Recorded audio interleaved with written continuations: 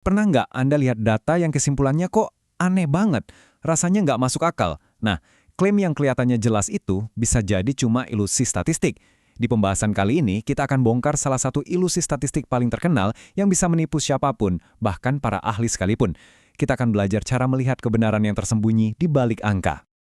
Oke, jadi ini agenda kita. Pertama, kita mulai dari sebuah klaim yang jujur aja bikin bingung. Lalu kita bakal jadi detektif data nih, kita bedah kasusnya pakai tabel 3 arah. Nanti kita bakal kenalan sama tersangka utamanya, namanya Simpson's Paradox.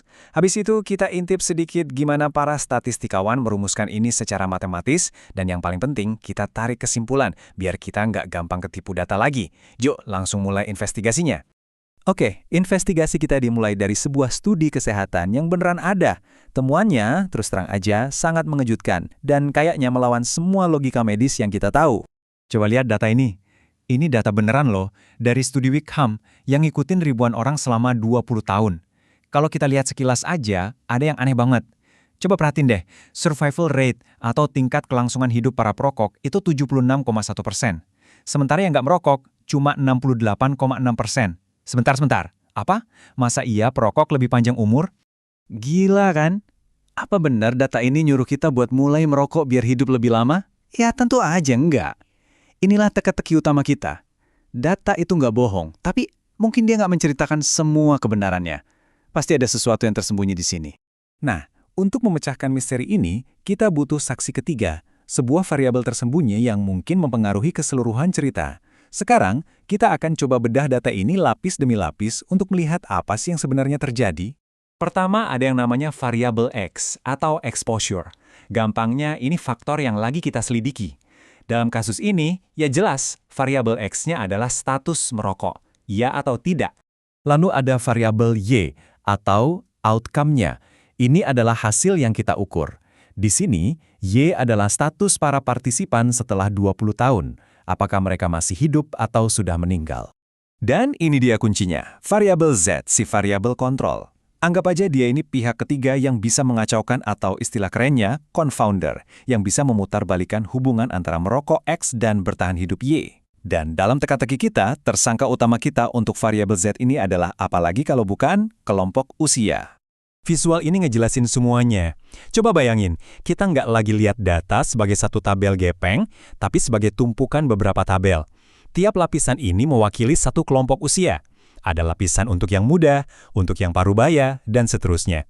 Nah, tugas kita sekarang adalah mengintip setiap lapisan ini satu persatu. Dengan cara ini, kita jadi punya dua cara pandang. Yang pertama, pandangan marginal. Ini ibarat kita lihat dari jauh, di mana semua data kecampur jadi satu. Ya kayak tabel pertama yang bikin bingung tadi. Yang kedua, pandangan bersyarat atau kondisional. Di sini kita pakai kaca pembesar dan melihat data di dalam setiap kelompok usia secara terpisah. Oke, cukup lihat dari jauhnya. Sekarang waktunya kita pakai kaca pembesar kita dan pecah data Wickham ini berdasarkan usia. Siap-siap ya, karena disinilah ceritanya mulai berbalik. Dan coba lihat apa yang terjadi. Begitu kita fokus ke kelompok usia yang lebih muda, misalnya 35-44 tahun, ceritanya berbalik 180 derajat. Non-perokok punya tingkat kelangsungan hidup 94,2%, jauh lebih tinggi dari perokok yang cuma 87,2%. Nah, ini baru masuk akal. Mungkin ini cuma kebetulan di kelompok muda aja. Coba kita cek kelompok usia yang lebih tua, 65-74 tahun. Dan polanya sama. Non-perokok lagi-lagi lebih unggul. Klaim aneh yang kita lihat di awal tadi tiba-tiba lenyap begitu saja. Jadi, ini dia intinya.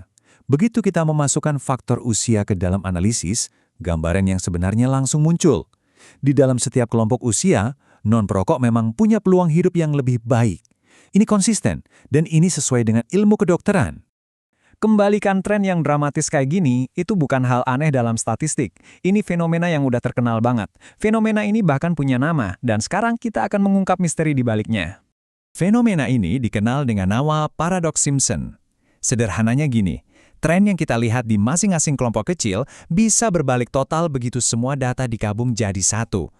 Ini bukan sulap. Ini pengingat keras buat kita semua tentang betapa bahayanya menyimpulkan sesuatu dari data gabungan tanpa bertanya, tunggu dulu, apa ada faktor lain yang belum kita lihat? Jadi, inilah pertarungannya.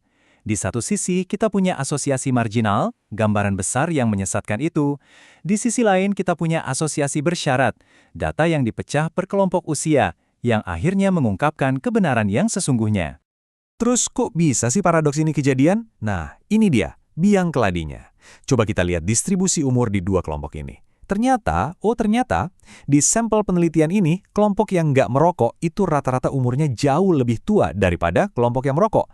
Ya jelas aja, kan usia itu faktor risiko kematian terbesar. Jadi kelompok non-perokok ini tingkat kematiannya lebih tinggi bukan karena mereka nggak merokok, tapi ya karena mereka memang lebih tua. Inilah si variabel pengacau yang selama ini kita cari. Sekarang kita udah paham kan intuisinya? Yuk kita lihat sekilas gimana para statistikawan meresmikan ini ke dalam sebuah model. Model ini memungkinkan kita untuk mengukur efek dari setiap variabel dengan jauh lebih presisi. Alat yang biasa digunakan adalah model statistik. Salah satunya regresi logistik. Anggap aja ini kayak mesin canggih yang bisa menimbang pengaruh dari merokok X dan usia Z secara bersamaan terhadap kelangsungan hidup Y. Jadi kita nggak akan tertipu oleh salah satunya. Model ini pada dasarnya bantu kita menjawab dua pertanyaan kunci. Pertama, setelah memperhitungkan faktor usia, apakah merokok masih kelihatan berbahaya? Jawabannya ya. Kedua, pertanyaan yang lebih canggih. Apakah bahaya merokok ini sama kuatnya bagi orang muda dan orang tua? Nah, dengan model ini, kita bisa memisahkan efek-efek ini dengan sangat jelas. Jadi, setelah kita bongkar ilusi statistik ini, apa sih pelajaran terpenting yang harus kita bawa pulang? Pelajaran utamanya jelas banget, jangan pernah telan mentah-mentah hubungan sederhana antara dua hal. Latih diri kita untuk selalu bertanya variabel ketiga apa yang mungkin ngumpet di sini. Karena seringkali cerita yang sesungguhnya itu nggak ada di permukaan, tapi tersembunyi di setiap lapisan data. Sebagai penutup, saya mau tinggalkan Anda dengan pertanyaan ini. Lain kali kalau Anda lihat berita utama atau statistik yang heboh, coba berhenti sejenak. Tanyakan pada diri sendiri. Apa variabel ketiga yang mungkin nggak mereka ceritakan? Apa yang mungkin tersembunyi di balik angka-angka itu?